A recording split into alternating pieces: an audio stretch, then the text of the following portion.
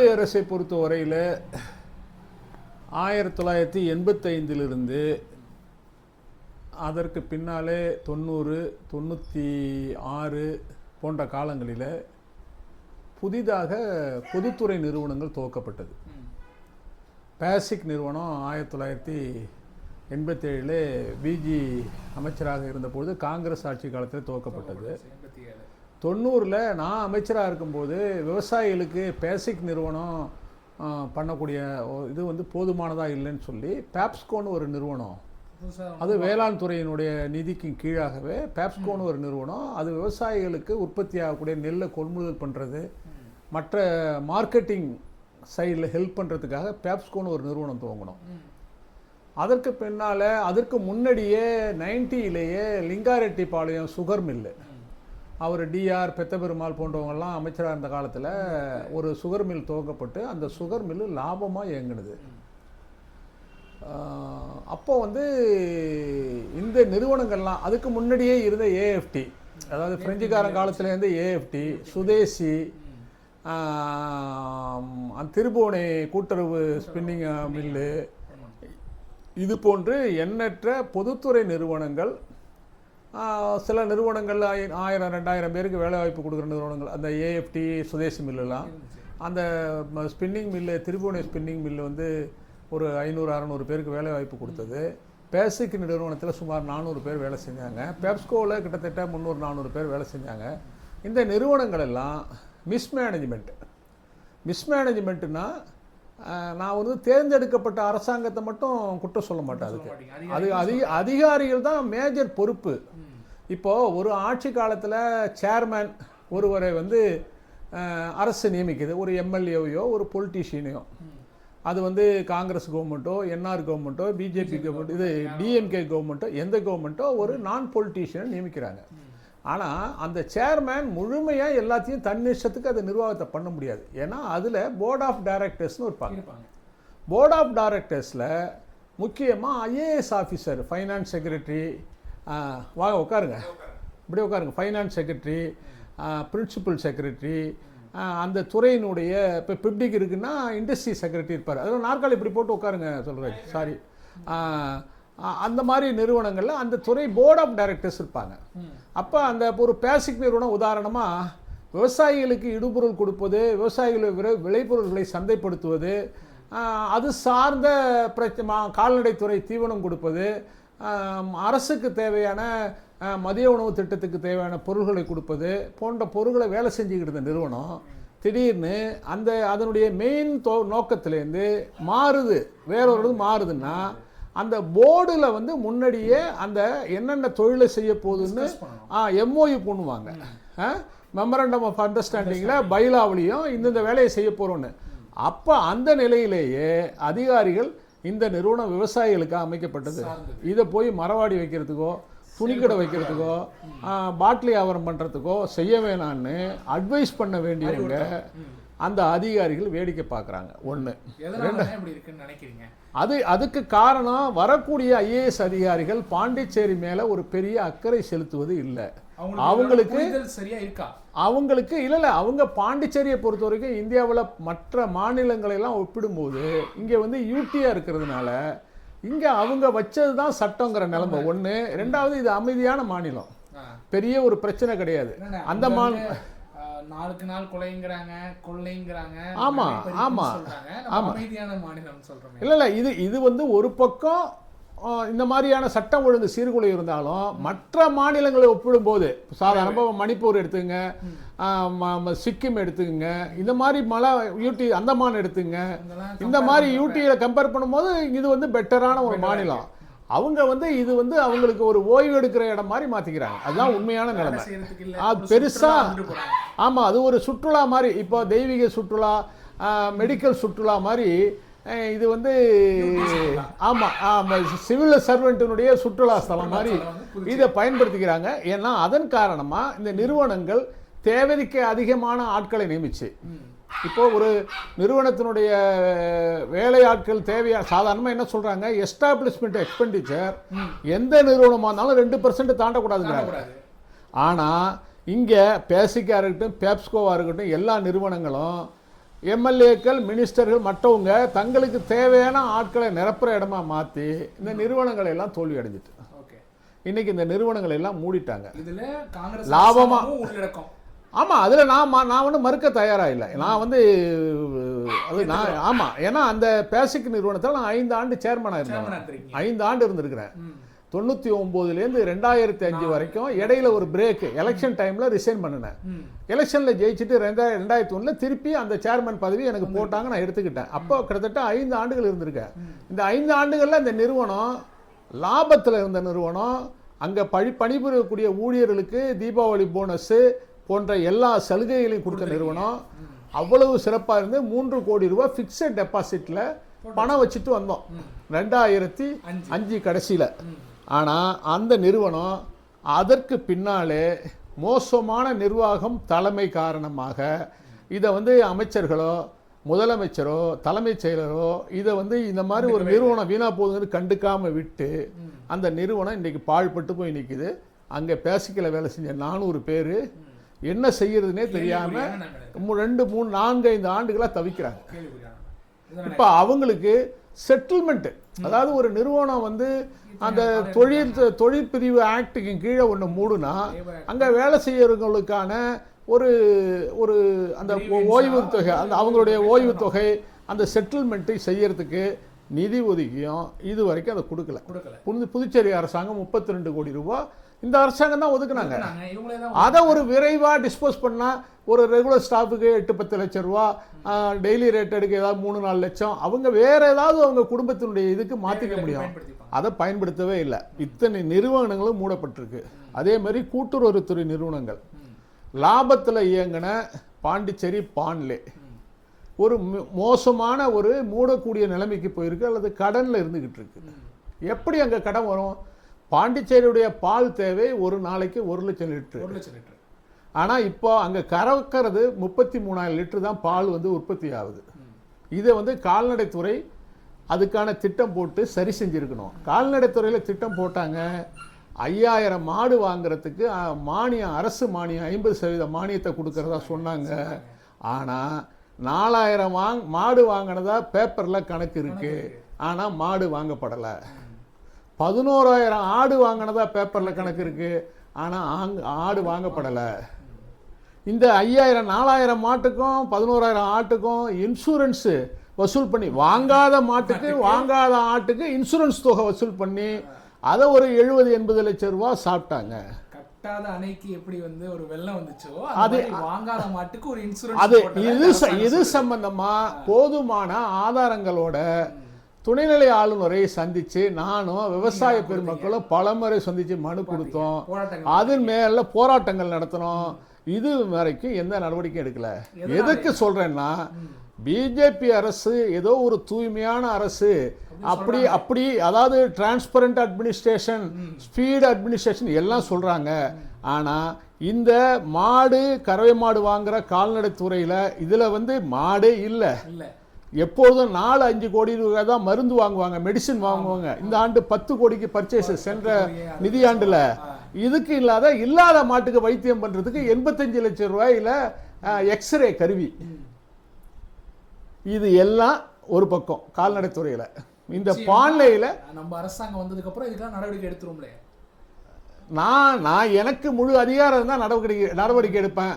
ஆனால் பாண்டிச்சேரியில் கடந்த காலங்களில் பார்த்தா அது எல்லாருமே ஒரு ஹேண்ட் இன் க்ளவுல நிறைய பேர் இருக்கிறாங்க. நான் வந்து ஆமாம், அதாவது எனக்கு முழுமையான அதிகாரம் கிடைக்கும் பட்சத்தில் நிச்சயமாக இது போன்ற தவறுகள் மீது தகவலுக்கு காரணமானவர்கள், அவங்க அதிகாரிகளாகட்டும் அரசியல்வாதிகளாக இருக்கட்டும், உரிய நடவடிக்கை எடுத்து அவங்களுக்கு உரிய தண்டனை பெற்றுக் கொடுப்பதில் நான் தெளிவாக இருக்கிறேன். ஆனால் அது எல்லாரும் அதுக்கு தயாராக இருப்பாங்களான்னு தெரியல. ஏன்னா பாண்டிச்சேரியில் வந்து ஒரு பிரெஞ்சு கலாச்சாரம் ரொம்ப ரொம்ப மிஷியன்னே ரொம்ப ஒருத்தவங்களுக்குள்ள ஒருத்தவங்க அண்டர்ஸ்டாண்டிங்கில் போகிறாங்க. அது சம்பந்தமாக உறுதியாக சொல்லலை. ஆனால் எப்படியோ ஒரு ஏழை விவசாயிக்காக உதவுறதுக்காக போடப்படுற திட்டம் அரசியல்வாதிகளால், அமைச்சர்களால், அதிகாரிகளால் கொள்ளையடிக்கப்படுது. இது கால்நடைத்துறையில் 20 கோடி ரூபாய்க்கு மேலே மக்கள் பணம் சுவாகா. பான்லே நிறுவனம் ஒரு ஒரு லாபத்தில் எங்கே ஒரு சிறந்த நிறுவனம். அதில் தொடர்ச்சியாக இப்போ சமீப 10-15 ஆண்டுகளாக நஷ்டம் வருது. எப்படி நஷ்டம் வருது? அவங்க பாண்டிச்சேரியில் உற்பத்தி ஆகிற பாலை வாங்குறாங்க, வெளிநாட்டில் வெளி மாநிலங்கள்லேருந்து. பாண்டிச்சேரி பால்னா இதுலேயும் பெரிய அநியாயம். பாண்டிச்சேரியில் கறவை மாடு கறக்கக்கூடிய அவங்க கொடுக்கக்கூடிய பாலுக்கு 1 லிட்டருக்கு விலை 36 ரூபா 38 ரூபா. வெளி மாநிலத்தில் வாங்கினா 46 ரூபா 43 ரூபா. அதான் இங்கே உற்பத்தி. அதாவது நம்ம என்ன கேட்குறோம், அகில இந்திய அளவில் அமெரிக்காவோட ஒப்பந்தம் போட்டு எல்லாம் நஷ்டப்படுத்துறீங்க. என்ன காரணம்? இங்கே உற்பத்தி ஆகிறவங்களுக்கு விலை இல்லாமல் போயிடும்னு. ஆனால் இங்கே உற்பத்தி ஆகிற பொருளுக்கு பாலுக்கு குறைவான விலை. அதே வெளி மாநிலத்திலேருந்து ஆந்திராவில் இருந்தோ கர்நாடகாவில் இருந்தோ தமிழகத்திலேருந்தோ வாங்கினா அவங்களுக்கு இதோட 10 ரூபா அதிகம். அப்படி கொடுத்தும் கூட இந்த பாண்லே நிறுவனம் நஷ்டத்தில் இயங்குது. இப்போ அந்த பாண்லே நிறுவனத்தை லாபத்தில் கொண்டு வர போறேன்னு சொல்லி புதுசாக இருக்கிற அந்த சில்லிங் யூனிட்டு, பாலை பதப்படுத்துகிற யூனிட்டுக்கு எல்லாமே பால் இல்லை, வெளியேருந்து வாங்குறாங்க. இப்போ மேலும் 200 கோடி ரூபாய் இப்போ பிரைம் மினிஸ்டர் துவக்கினதுல அது ஒரு ஸ்கீமு. அப்போ இது எல்லாம் என்னன்னா, இந்த நிறுவனங்களுக்கு கார்ப்பரேட் நிறுவனங்கள் மூலமாக மிஷினை வாங்குறது, நவீனமயப்படுத்துறேங்கிற முறையில் இந்த பணங்கள்லாம் அவங்களுக்கு போய் சேருது. பலன் இங்கே ஒன்றும் இல்லை. இது என்ஆர் பிஜேபி அரசு காலத்தில் தான் மிக மோசமாக நடக்குது. அதே மாதிரி புதுச்சேரியில் ஒவ்வொரு ஆண்டும் 8000-10,000 கோடி ரூபாய்க்கு பட்ஜெட் போடுறாங்க. இப்போ ஒரு சாலை போடணும், காரைக்கால் டு திருநள்ளாறு சாலை போடணும்னு சொன்னால் 9 கோடி 11 கோடி செலவு பண்ணுறாங்க. காரைக்கால் டு நிரவி சாலை 5 கோடி செலவு பண்ணுறாங்க பொதுப்பணித்துறையில். ஒரு ஆண்டு கூட காரைக்கால்லையும் பாண்டிச்சேரியிலையும் வாய்க்கால்களை சீரமைக்கிறதுக்கு டீசில்டிங் ஆஃப் சேனல்ஸ் முழுமையாக செஞ்சுருக்காங்களான்னா இல்லை.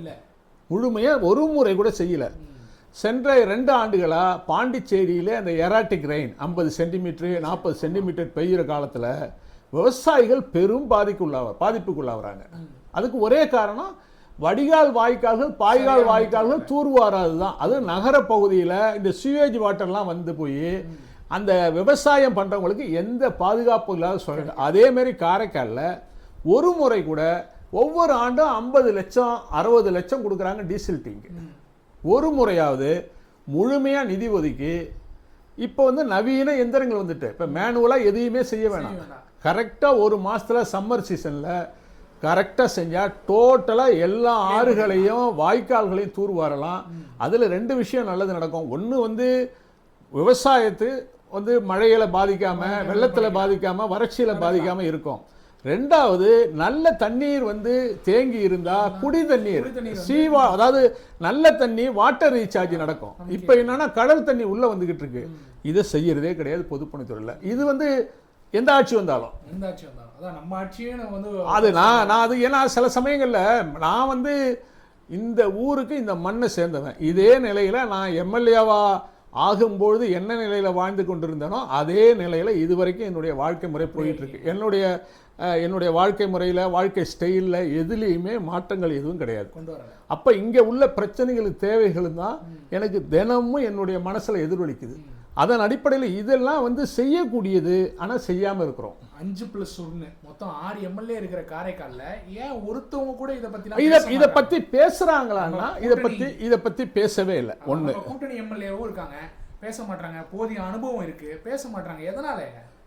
சரி அது மட்டும் இல்லை. நவீன வளர்ச்சி நம்ம ஏதாவது புது இந்தியாவினுடைய வளர்ச்சி மாநிலங்களில் தான் இருக்குன்னு மோடி சொல்றாரு. ஆனால் பாண்டிச்சேரியில் இருக்கிற விமானத்தளத்தை மேலும் எக்ஸ்டெண்ட் பண்ணி ரெகுலராக விமானங்கள் வர்றதுக்கான ஏற்பாடுகளை ஏன் ஒன்றிய அரசு செய்யக்கூடாது? இப்போ அனுபவம் வாய்ந்த துணைநிலை ஆளுநர் 20 வருஷம் தலைமைச் செயலராக இருந்திருக்கிறாரு, மோடிஜியோட நெருக்கமானவர். ஏன் செய்யக்கூடாது? இது வரைக்கும் அதுக்கான என்ன முயற்சி நடந்திருக்குது? அதை யார் தடுக்கிறா?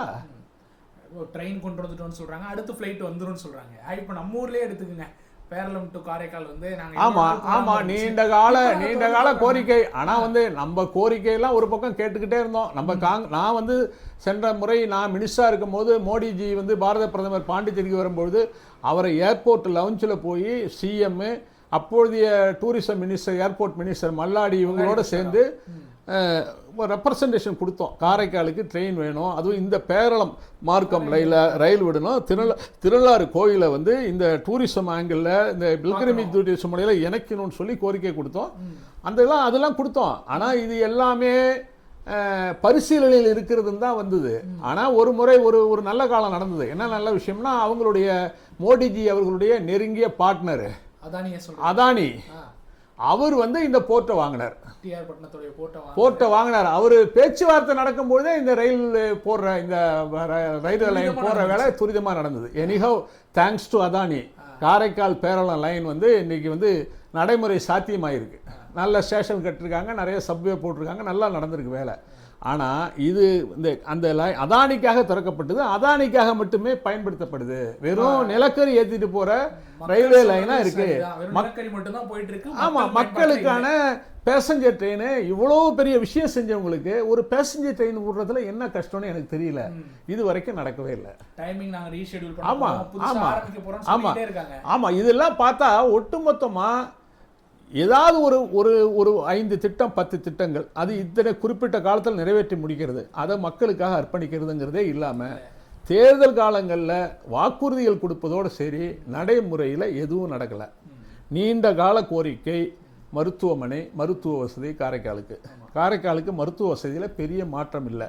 ஜிப்மர் துவக்கியிருக்காங்க, thanks to government of India. மருத்துவமனை ஹாஸ்பிட்டல் ஜிப்மர் ஹாஸ்பிட்டலுங்கிறது ஒரு நல்ல ஒரு வரவேற்கக்கூடிய திட்டம். அதை ஒரு குறிப்பிட்ட காலத்தில் விரைவாக முடிச்சு இப்போ வந்து கல்லூரி மட்டும்தான் நடக்குது. ஆமாம் ஆமாம் இப்போ அதில் சில டாக்டர்ஸ் வந்து நம்ம ஜிஹெச்சில் ஒர்க் பண்ணுறாங்க. ஏன்னா அதை வந்து ஒரு விரைவாக செஞ்சு காரைக்கால் பகுதி மக்கள் இப்போ காரைக்கால்லேருந்து இந்த பக்கம் போனால் 150 கிலோமீட்டர் 120 கிலோமீட்டர் தஞ்சாவூர் போகணும், அந்த பக்கம் போனால் பாண்டிச்சேரி போனால் 140 கிலோமீட்டர்.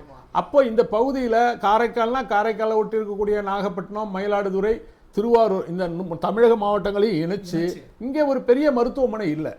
அதுக்கான கோரிக்கைகள் நிறைவேறதானே இல்லை. ஒரு 20 ஆண்டு காலத்துக்கு முன்னாடி காரைக்கால் மருத்துவமனைக்கு இருந்த பேர் இப்போ இல்லை. இல்லை இல்லை இல்லை இல்லை ஏன்னா அதில் வந்து போதுமான மருந்துகள் கொடுக்கப்படலை. காரைக்காலில் வந்து காரைக்கால் மாவட்டம் அறிவித்த பிறகு காரைக்காலில் தனியாக அதுக்கான ஒரு சென்ட்ரல் ப்ரொக்யூர்மெண்ட் ஒரு சென்டர் ஒன்று ஓப்பன் பண்ணி இங்கே மருந்துகளை வாங்கி இங்கே கொடுக்கணும். ஆனால் இப்போவும் பாண்டிச்சேரியில் தான் போய் எடுத்துக்கிட்டு இருக்காங்க. தனி மாவட்டமாக இருக்கிறதுக்கான ஒன்றும் எந்த இதுவும் இல்லை. அதே மாதிரி மாவட்ட கலெக்டருக்கு எந்த விதமான அதிகாரமும் இப்போ தமிழகத்தில் ஒரு மாவட்ட கலெக்டர்னா எல்லா துறைகளும் அவருடைய பார்வையில் அவருடைய கண்ட்ரோலுக்கு கீழே வரும். நிச்சயமா சென்னையில் துறையினுடைய இயக்குனர் இருந்தாலும் துறையினுடைய செயலர் இருந்தாலும் மாவட்டம்னு வரும்பொழுது அவர்கள் மூலமாகத்தான் எல்லாமே நடக்கும். அப்போ ஒரு விரைவாக முடிவெடுக்கிறதுக்கும் அந்த இடத்துக்கு தகுந்த தீர்வுகளை காண்பதற்கும் மாவட்ட கலெக்டருக்கு அதிகாரம் இருந்தது. இதுவரைக்கும் பாண்டிச்சேரி மாவட்ட கலெக்டருக்கு காரைக்கால் மாவட்ட கலெக்டருக்கு எந்த அதிகாரமும் கொடுக்கப்படலை. இப்போ உதாரணமாக ஒரு மாவட்ட கல்வி ஆட்சியாளர் வந்து ஒரு பள்ளிக்கூடத்துக்கு இன்ஸ்பெக்ஷன் போகிறாருன்னா, இப்போ திருவாரூர் மாவட்ட கலெக்டர் பள்ளிக்கூடத்துக்கு இன்ஸ்பெக்ஷன் போய் அங்கே ஏதோ ஒரு பிரச்சனை, அங்கே வேலை செய்யக்கூடிய அரசு பணியாளர் சரியாக செய்யலைன்னா அங்கேயே சஸ்பெண்ட் பண்ணிட்டு வருவார். அங்கே இருக்கிறவங்களுக்கு இது வரைக்கும் அதிகாரம்லாம் அந்த மாதிரி நடந்ததாக கேள்விப்படலை. காரணம், இங்கே இருக்கிறவங்க எல்லாம் காரைக்காலில் இருக்கிற சிஇஓ, டிடி எஜுகேஷனில், மற்ற துறைகளில் டிப்டி டைரக்டர், அடிஷனல் டைரக்டர், இவங்க எல்லாமே அவங்க துறை தலைவருக்கு தான் ரிப்போர்ட் பண்ணுவாங்க. கலெக்டருக்கு பேரு நாம்கி வாசி. இது வந்து அலுவலக ரீதியாக அரசாணை மூலமாக கலெக்டருக்கு அந்த அதிகாரங்கள் கொடுக்கப்படலை. அதனால கூட பல விஷயங்களை தீர்க்க முடியல. இது எல்லாத்தையும் தாண்டி காரைக்காலில் பல உதாரணமாக ஐஎஸ்எம் ஹெல்த் டிபார்ட்மெண்ட்டில் இந்தியன் சிஸ்டம் ஆஃப் மெடிசன் ஒரு மருத்துவ முறை இருக்குது. இந்த ஆயுர்வேதா, சித்தா அந்த பிரிவில் 2016-17 அங்கதுக்குன்னு நியமிக்கப்பட்ட 4-5 டாக்டரை பாண்டிச்சேரி கொண்டு போயிட்டாங்க. நம்ம பீரியட்ல நம்ம நியமிக்கப்பட்ட நமக்கு முன்னாடியே நம்ம இருக்கும்போது நியமிக்கல, நமக்கு முன்னாடியே போட்டாங்க. அது கவர்மெண்ட் ஆஃப் இந்தியா NRHM ஸ்கீம்ல போட்ட அந்த போஸ்டிங் அது 4-5 பேரை பாண்டிச்சேரி கொண்டு போயிட்டாங்க. இங்கே அதெல்லாம் வேக்கண்ட்டு. இது வரைக்கும் பல முறை கவர்னர்கிட்ட சொல்லியாச்சு. சில பேர் பப்ளிக் லிட்டிகேஷனாக ஹைகோர்ட்டில் வழக்கு இருக்கு, ஆனால் அவங்கள திருப்பி கொண்டு வரவே இல்லை. ஆமாம், நிரப்பவும் இல்லை. அண்ணா காலேஜில் ஒரு லெக்சரரை போஸ்டிங் போட்டதுலேருந்து பாண்டிச்சேரியிலேயே வச்சு அவங்க அங்கேயே ரிட்டையர் ஆயிட்டாங்க. சம்பளம் வந்து காரைக்கால் ஹெட்டில் போகுது. காரைக்கால் ஹெட்டில் சம்பளம் போகுது. அவங்க ரிட்டையர் ஆகிட்டாங்க, திருப்பி போடவே இல்லை. மருத்துவமனையில் அனஸ்தீசியா டாக்டர், பல டாக்டர்கள் காரைக்கால் போஸ்டிங்கே போடவே இல்லை. பல பேரை, ஆசிரியர் உட்பட பலரை வந்து சர்வீஸ் பிளேஸ்மெண்ட்னு பாண்டிச்சேரி கொண்டு போயிடுறாங்க. அதுலேருந்து ரீப்ளேஸ் பண்ணுறதே இல்லை. இது சமூக நலத்துறை, ஆதி திராவிட நலத்துறை, கல்வித்துறை, மருத்துவத்துறை, பொறுப்பணித்துறை, வருவாய்த்துறை, எல்லா துறைகள்லையும் இந்த மாதிரி காரைக்கால் ஹெட்டில் சம்பளம். ஆனால் பாண்டிச்சேரியில் இது வந்து ஒரு சாதாரண ஒரு உத்தரவுக்கு கீழே செய்யலாம், ஒரு கையெழுத்துல. ஆனால் செய்யவே இல்லை. ஆனால் அதுக்கு காரணம் இன்னமும் அவங்க வந்து தலைநகரம் வந்து இந்த இது அவங்க தலைவர்களாகவும் காரைக்கால் ஒரு காலனியாகவும் நினைக்கிற மனநிலை தான். மாற்றம் பெறுமா? காங்கிரஸ் ஆட்சி அமைந்தால் இது மாற்றம் பெறும். காங்கிரஸ் ஆட்சி நடந்தால் மாற்றம் பெறுவதற்கான வாய்ப்புகள் உறுதியாக நிறைய முயற்சிகளை நீங்க எடுப்போம், நிச்சயமா எடுப்போம். ஆனா அப்பொழுதும் கூட காரைக்கால்ல இருக்கக்கூடிய 5 எம்எல்ஏ ஒற்றுமையா குரல் கொடுக்கணும். அது வந்து நடக்கிறதே இல்ல. ஆளுக்கு திசைக்கு ஒருத்தவங்க எடுத்துட்டு போறது. மக்கள் இதை வீக்னஸ் பயன்படுத்திக்கிட்டு முதலமைச்சர்கள், அமைச்சர்கள் ஒவ்வொரு எம்எல்ஏவுக்கு ஏதாவது அவங்க பர்சனலா சொல்ற விஷயங்கள், 2 டிரான்ஸ்ஃபர், 2 சர்வீஸ் பிளேஸ்மெண்ட், 2 ஏதாவது ரியல் எஸ்டேட்டுக்கு அப்ரூவல், 2 அதாவது அனுமதி கொடுக்க கூடாத பில்டிங் இருக்கு பாருங்க. காரைக்கால் படுமோசமா. பாண்டிச்சேரி காரைக்கால் ஒரு பிரெஞ்சு காலத்துல அமைக்கப்பட்ட நகரம். அழகான சாலைகள் எல்லாம் திட்டமிட்டு நடந்தது. இப்ப பாருங்க காரைக்கால்ல எத்தனை இடங்கள்ல பார்க்கிங் ஏரியா இல்லாம, கொடுக்க கூடாத இடங்கள்ல சமுதாய கூடம். இப்ப சாதாரணமா மார்க்கெட்டு கிட்ட ஒரு திருமண மண்டபம் சமுதாய கூடத்துக்கு அனுமதி கொடுத்துருக்காங்க. காரைக்கால் மதுவடிக்கிட்ட ஒன்று கொடுத்துருக்காங்க. சில இடங்கள்ல கடைத்தெருவுல டெக்ஸ்டைல்ஸ் போன்ற பெரிய நிறுவனங்களுக்கு பார்க்கிங்க்கு இடம் இல்லாம அனுமதி கொடுத்துருக்காங்க. இதெல்லாம் என்ன ஆகும்? காலப்போக்குல மக்களுக்கு சுமையாகும், போக்குவரத்துக்கு சுமையாகும். இதெல்லாம் நடக்கிறது என்னன்னா இந்த கவர்மெண்ட்ல தான். குறிப்பா என்ஆர் அவர்களும் அவருடைய மருமகன் உள்துறை அமைச்சர் நமச்சிவாயம் அவர்களும் இந்த துறைகள் எல்லாம் கையில வச்சிருப்பாங்க. அவங்க இதெல்லாம் யாருக்கிட்டையும் கொடுக்கவே மாட்டாங்க. அவங்களுக்குள்ளேயே வச்சுக்கிட்டு அவங்க இதுல எல்லாம் அவங்க எக்ஸ்பர்ட். அவங்க நம்ம கிட்ட இருந்து போனவர் தான், நம்ம கிட்ட இருந்து அரசியல் அவங்க நம்ம கிட்ட இருக்கும் போது அதானே செய்வாங்க. இங்க இருந்தப்போ அதான் செஞ்சாங்க. இங்க இருப்போம் அப்படிதான் நடந்தது. அப்ப இது என்ன ஆகுதுன்னா, இதெல்லாம் மக்களுக்கு செய்யற துரோகம். அரசுக்கு ஒரு நகர வளர்ச்சிங்கிறது புதிய கட்டிடங்கள், புதிய நிறுவனங்கள் உருவாகணும். ஆனா விதிக்கு உட்பட்டு வரணும். அந்த விதிமீறல் நடந்ததுன்னா அதுல பாதிப்புக்குள்ளாவது பொதுமக்கள் தான். பொதுமக்களுக்கான பாதிப்பு, பொதுமக்களுக்கு வர வேண்டிய வருவாய் போகுது. இத மாதிரி நீங்க துறை வாரியா எடுத்தீங்கன்னா, நான் ஒரு சட்டேறக்குறைய என்கிட்ட நீங்க ஒரு அரை நேரமாவது பேட்டிக்க. நான் சொல்ற விஷயங்கள் எல்லாம் அரசியல் காரணங்களுக்காக சொல்லல. 70-80களில் காரைக்கால் பாண்டிச்சேரியை பார்த்து ரசிச்சார் இந்த ஊர்க்காரன். அது மட்டும் இல்லாம தமிழக பகுதிக்கெல்லாம் போறோம், நகரங்கள்ல இப்ப மயிலாடுதுறை போனா எவ்வளவு கசகசப்பான சூழ்நிலை இருக்கு, திருவாரூர் போனா எப்படி இருக்குது, இப்ப பாண்டிச்சேரியில அந்த பக்கம் திண்டுவனம், விழுப்புரம் எல்லாம் போனா. ஆனா பாண்டிச்சேரி எப்படி இருந்தது, இன்னைக்கு எவ்வளவு மோசமா மாறி இருக்கு. எந்த விதமான திட்டமிடலும் இல்லாம விதிமீறல் நடந்து பல விஷயங்கள். இதுல முக்கியமான ஒரு விஷயம், புதுவை அரசாங்கமே என்ன செய்யணும், தமிழகத்துல பல்வேறு பிரச்சனைகள், சாதாரணமா பொல்யூஷன், இந்த பாட்டில், பிராந்தி பாட்டில்கள், மற்ற பிளாஸ்டிக் குப்பைகள், இது சம்பந்தமா தமிழகத்துல ஹைகோர்ட்ல ஒரு ஜட்ஜ்மெண்ட் கொடுக்குறாங்கன்னா, நம்ம வந்து நீதித்துறையை பொறுத்த வரைக்கும் நமக்கு தலைமை தமிழகம் தான், தமிழக ஹைகோர்ட் தான். அந்த ஜட்ஜ்மெண்ட் பாண்டிச்சேரிக்கும் செல்லுங்கிற மாதிரி ஒரு உத்தரவை பெறணும். பல திட்டங்கள், புறம்போக்கு இடங்கள் ஆக்கிரமிப்பு, விதிமீறி கட்டடங்களை இடிக்கிறது, ஆக்கிரமிக்கப்பட்ட தமிழகத்துல எல்லாம் மெயின் இடங்கள்ல, சென்னை நகரத்துல எவ்வளவு பெரிய கட்டடங்கள், பாண்டிச்சேரியில ஏதாவது ஒண்ணு நடந்திருக்குது. அது மாதிரி நான் கட்டடங்களை இடிக்குன்னு சொல்லல, விதிமீறலே நடக்காம இருக்கணுங்கிறதுக்காக. அப்ப விதிமீறலே நடக்கலையா, இல்ல என்க்ரோச்மெண்டே இல்லையா? ஆனா இங்க என்னன்னா, நான் சொன்ன முதல்ல ஹேண்ட் இன் க்ளவ். எந்த ஆட்சி நடந்தாலும் சில பேருக்குள்ள ஒரு உறவு இருந்துக்கும், அவங்களும் ஒரு அண்டர்ஸ்டாண்டிங் இருக்கும். அப்ப இந்த மாதிரி தவறு செய்யறது, விதி மீறுறது, இதெல்லாம் தண்டிக்கப்படுறதே கிடையாது. அதே மாதிரி விஜிலன்ஸ்னு ஒரு செல் இருக்கு. விஜிலன்ஸ், அதுக்கு தலைவர் யாரு? தலைமைச் செயலர் தான். எவ்வளவு விஷயங்கள் தவறுதலா நடக்குது. தெரியாது. அதுதான் நான் என்ன கேட்கிறேன், ஜனங்கள்கிட்ட கேளுங்க. எத்தனை விஷயங்கள்ல பொதுமக்களுக்கு இதோட புரிதல் இருக்கா? நீங்க வந்து ஒரு துறையில் நடந்த குற்றங்களை வந்து நீங்க எடுத்து காட்டிக்கிட்டு இருக்கீங்க. பொதுமக்களுக்கு இதோட புரிதல் இருக்குதா? பொதுமக்கள் பிஜேபி தானே விரும்புறாங்க, டபுள் இன்ஜின் சர்க்கார் தானே விரும்புறாங்க. அதுதான் வந்து சொல்றாரு. அவங்க பணபலம், படைபலம், ஊடகங்களை கையில வச்சுக்கிறது, தன்னாட்சி அமைப்புகளை தன் இஷ்டப்படி திருப்பிக்கிறது, இத்தனையும் திருப்பின பிறகு பொதுமக்களை மாற்று வழி இல்ல. நீங்களே புரிஞ்சுக்கங்க. நீங்க சொல்றதுதான். உங்களுக்கே வந்து நிறைய சிறுபான்மைய நண்பர்கள் இருக்காங்க. இப்ப திருநள்ளாறு தொகுதி எடுத்துக்கிட்டோம்னா நிறைய இங்க வந்து கிட்டத்தட்ட 20% வந்துட்டு சிறுபான்மையினர் இருக்காங்க, தலித் இருக்காங்க. இதே மாதிரி சிறுபான்மையரை தண்டிக்கிறாங்க, அவங்களெல்லாம் வந்து பிரிச்சு விடுறாங்க, நம்ம கிட்ட இருந்து சமூக நலனை பிரிக்கிறாங்க பிஜேபின்னு ஒரே குற்றச்சாட்டை நம்ம சொல்லுவோம். தமிழகத்துல பிஜேபியால வர முடியல, கர்நாடகால மாறி மாறி தான் வராங்க, அங்க காங்கிரஸ் ஆட்சி நடக்குது. கேரளாவில் வர முடியல, அங்க ஆந்திராவிலையும் இதுலயும் பாக்குறப்ப அவங்களால தனிப்பட்ட முறையில வர முடியல, யாரையாவது ஒருத்தவங்கள துணைக்கு கூப்பிட்டு வராங்க. ஆனா புதுச்சேரியும் இதே தென் தமிழ்நாட்டில் தான் இருக்கு, தென்னிந்தியாவில் தான் இருக்கு.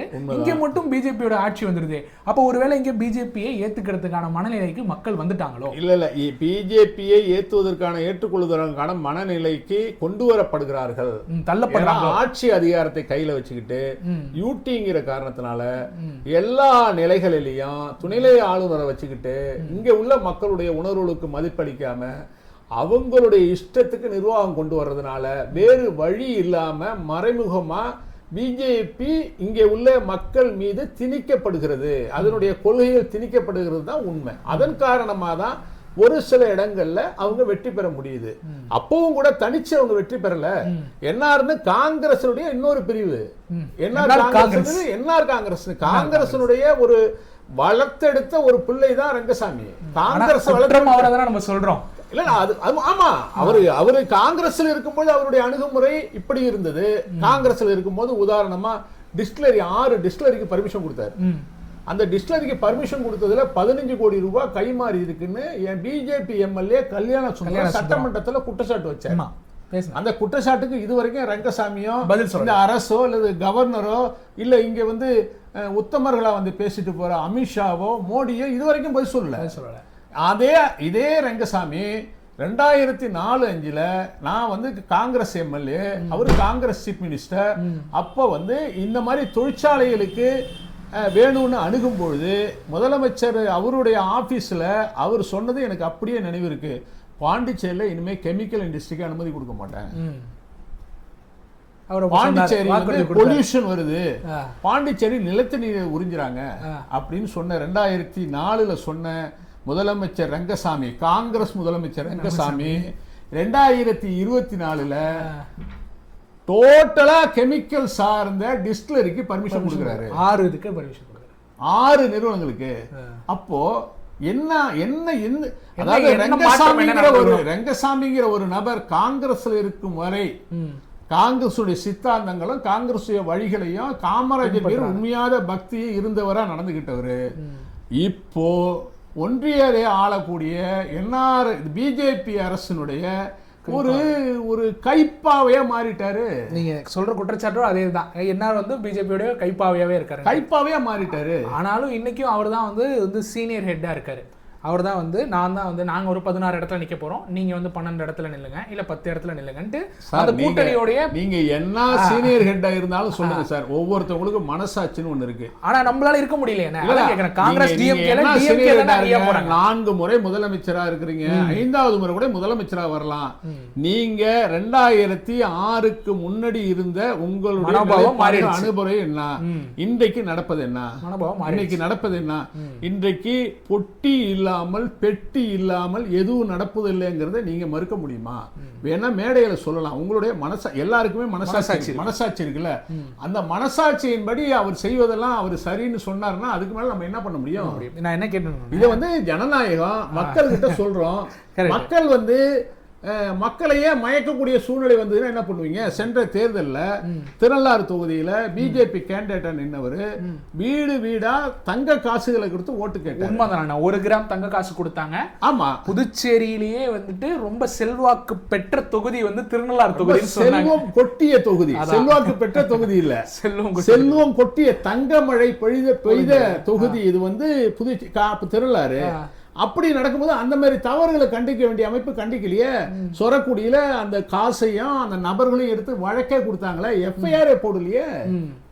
இது எலெக்ஷன் கமிஷன், எலெக்ஷன் தேர்தல் அமைப்பு எப்படி பிஜேபியுடைய கைப்பாவை பாருங்களேன் நீங்க. அதுதானே இந்த முறையும் அதே தான் சொல்றாங்க. போன முறை 1 கிராம் கொடுத்த மாதிரி இந்த முறை அதே மாதிரி 1 கிராம் கொடுத்துட்டாங்க அப்படின்னா, இப்போ நீங்க நினைங்களேன், ஒரு விவசாய எம்எல்ஏ, ஒரு விவசாயத்துறையிலேருந்து நீங்க வந்து ஒரு விவசாயியா தான் வரீங்க. இப்போ சுயேட்சையா இருக்கிறவரும் வந்து அவர் வந்து பிசினஸ் மேனா இருக்காரு அப்படின்னு சொல்றாங்க. அவரும் பிசினஸ் பண்ணிட்டு இருக்காரு அப்படின்னு சொல்றாங்க. ஆனா இந்த மாதிரி ஒரு புதிய ஒரு ஆள் வந்து 1 கிராம் தங்க காசு கொடுக்குறாருன்னா மக்கள் யாரு பக்கம் சாய்வாங்க? அது மக்கள் வந்து சேவைக்கு முக்கியத்துவம் கொடுக்குறாங்களா அல்லது விற்பனைக்கு பணத்துக்கு முக்கியத்துவம் கொடுக்கலாங்கிறது காலம்தான் முடிவு சொல்லும். மக்கள் என்ன நினைப்பாங்கன்னு நீங்க நினைக்கிறீங்க? மக்கள் என்ன செய்யணும்னு இல்ல அவர் தங்க காசு கொடுத்தா போன முறை அவர் ஜெயிக்கலையே. ஆமா, அவர் ஜெயிக்கல. அதுதான், தங்க காசு கொடுத்தும் அவர் தோற்றுதான் போனார் அப்படிங்கறது தான் சொன்னாங்க.